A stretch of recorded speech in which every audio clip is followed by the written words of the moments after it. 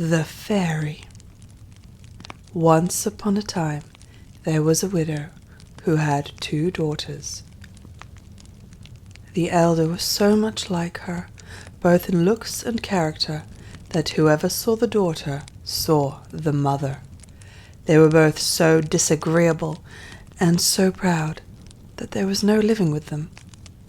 The younger, who was the very picture of her father for sweetness of temper and virtue, was withal one of the most beautiful girls ever seen. As people naturally love their own likeness, this mother doted on her elder daughter, and at the same time had a great aversion for the younger. She made her eat in the kitchen and work continually. Among other things, this unfortunate child had to go twice a day to draw water more than 1.5 miles from the house, and bring home a pitcher full of it.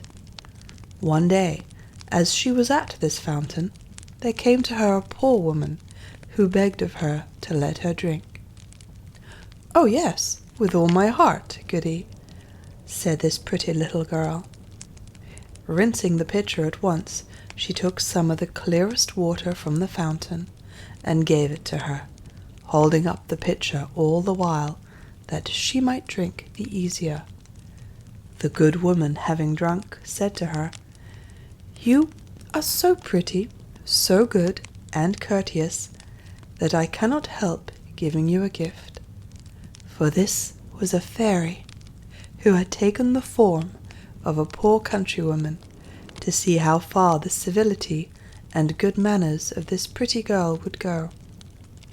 "I will give you for gift," continued the fairy, "that at every word you speak there shall come out of your mouth either a flower or a jewel."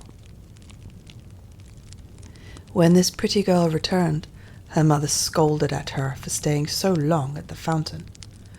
"I beg your pardon, mamma," said the poor girl, "for not making more haste."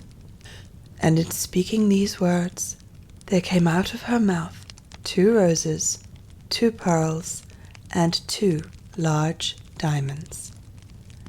"What is it I see there?" said her mother, quite astonished. "I think pearls and diamonds come out of the girl's mouth. How happens this, my child?"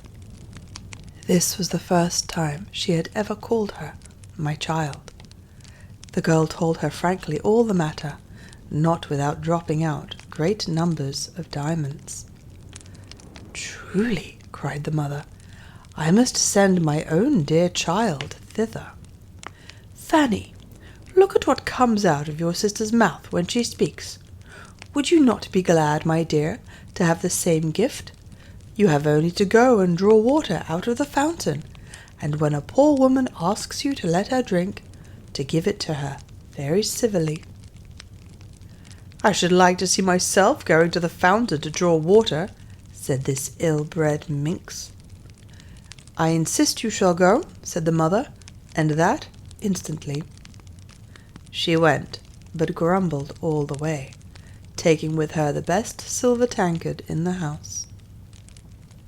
She no sooner reached the fountain than she saw coming out of the wood a magnificently dressed lady, who came up to her and asked to drink.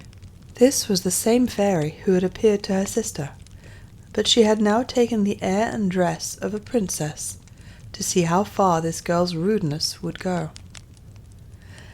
"Am I come hither," said the proud, ill-bred girl, "to serve you with water, pray?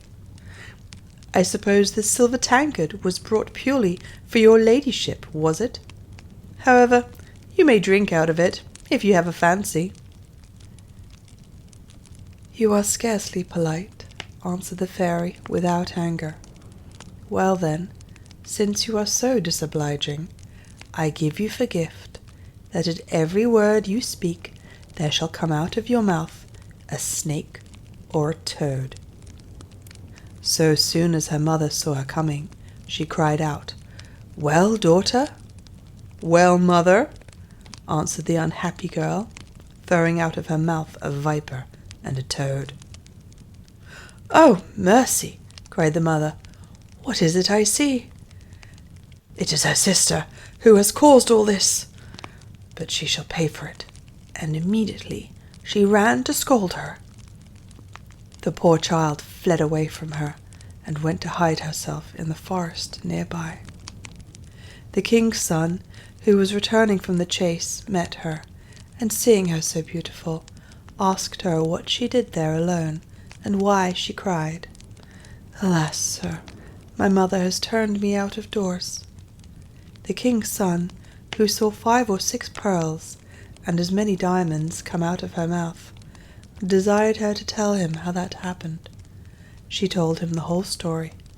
The king's son fell in love with her, and, considering that such a gift was worth more than any marriage portion another bride could bring, conducted her to the palace of the king his father, and there married her. As for her sister, she made herself so much hated that her own mother turned her out of doors. The miserable girl, after wandering about and finding no one to take her in, went to a corner of the wood and there died.